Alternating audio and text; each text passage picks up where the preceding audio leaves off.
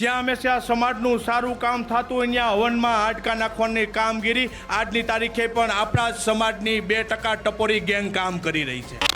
જામકંડોળામાં સમૂહ લગ્ન સમારોહમાં રાદડિયાએ ટપોરીઓની ટોળકીવાળું નિવેદન આપ્યું અને વિવાદનો મતપૂડો છંછેડાયો, જે હજી પણ શાંત થવાનું નામ નથી લઈ રહ્યો। હવે પાટીદાર અગ્રણી પરસોત્તમ પીપળિયાને ધમકી આપતો ઓડિયો વાયરલ થયો છે। હા બોલો, જવાબ આપો, કેમ કાપી નાખો? મારે હુકામ તમને જવાબ આપો, હું તમને ઓળખતો નથી ને। અરે ઓળખાણ બધું આપું યાર, કેમ તો પછી તો હુકામ જયેશભાઈ વિરુદ્ધ લખો? ભાઈ તો મારી મરજી છે, તમે મારી વિરુદ્ધ લખો ને, તમને કોણ ના પાડે ભાઈ? તો પટેલ સમાજ મારે એક જ રાજકારણી તમારે વાંચવાની થતી નથી, તમે ગમે એ હોય ભાઈ, કહું છું। તો ભાઈ તો તમે માપે રહેજો આ બધું લખવામાં। તો પછી જે કાંઈ કરવાનું હોય આપે કરવાની છૂટ છે હો ભાઈ। સમૂહ લગ્નમાં જયેશ રાદડિયાના શાબ્દિક પ્રહાર બાદ જયેશ રાદડિયા અને નરેશ પટેલ વચ્ચેનો વિવાદ સામે આવ્યો છે। ત્યારબાદ પરસોત્તમ પીપળિયાએ પણ સોશિયલ મીડિયા પર આ વિવાદમાં ઝંપલાવ્યું હતું, જેને લઈને પરસોત્તમ પીપળિયાને ધમકીભર્યા ફોન આવતા હોવાનો તેમણે આક્ષેપ કર્યો છે। જ્યારે આ પોસ્ટ મૂકવામાં આવી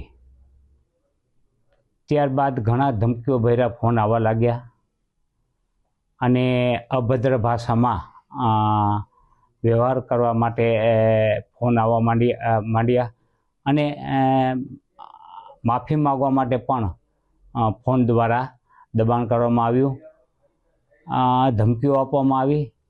પરંતુ તે સ્વાભાવિક છે કે જ્યારે તમે કોઈ અવાજ ઉઠાવો ત્યારે આવા તત્વોની જે ગેંગ છે એ તમારી વિરુદ્ધ આવા પ્રકારના કૃત્ય કરી અને તમારા અવાજને દબાવવાનો પ્રયત્ન કરતા હોય છે। કેટલીક બાબતો એવી છે કે મીડિયામાં બોલી શકાય એવી નથી, સંયમ અને જાળવવો જોઈએ, કારણ કે મીડિયામાં અનેક લોકો સાંભળતા હોય છે, મહિલાઓ સાંભળતી હોય છે, એટલે એવી બાબતો અહીંયા ઉજાગર કરી મારી દ્રષ્ટિએ। હા, અભદ્ર ભાષા, અપશબ્દો, બધા પ્રકારની ધમકીઓ બધું આવ્યું, એ સ્વાભાવિક છે, સ્વીકાર્ય છે। બધા તેમની સોચ પ્રમાણે વ્યવહાર કરે તો ઠીક છે। મેં કોઈને જવાબ આપ્યો નથી, મેં કોઈ પધારો, જેને જે કાંઈ મારા સરનામા માંગ્યા હતા મેં ફેસબુક ઉપર મારું સરનામું મૂકી દીધું છે કે હું આ રામકૃષ્ણનગરમાં રહું છું, રાજકોટ મુકામે, આપ ગમે ત્યારે આવી શકો છો અને આપણા તરફથી જે કાંઈ એક્શન લેવાના હોય તે લઈ શકો છો। જયેશ રાદડિયાએ સમાજમાં ટપોરીઓની ટોળકી સક્રિય હોવાનું નિવેદન આપતા પાટીદાર સમાજમાં ઉહાપો મચી ગયો હતો। ચર્ચા શરૂ થઈ હતી કે શું આ નિવેદન નરેશ પટેલ માટે છે।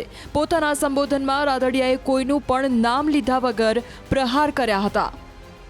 મારી ઓપન ચેલેન્જ છે, તમે બધું મૂકી અને એક દી રાજનીતિ અંદર આવી જાઓ, આ મેદાન ખુલ્લું છે, રાજનીતિમાં આવો।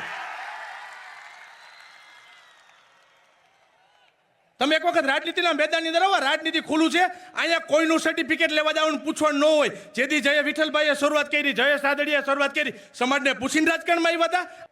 2-5 લોકોની ટીમ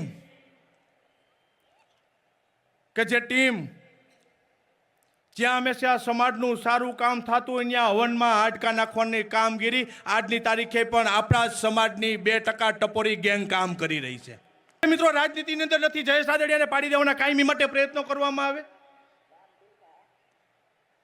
એને રાજનીતિ અરે નાવા ઢીચોવાનો જેને સંબંધ નથી, એ રાજનીતિ અંદર જયેશ રાદડિયાના નડિયા ગણવાના પ્રયત્નો કરે।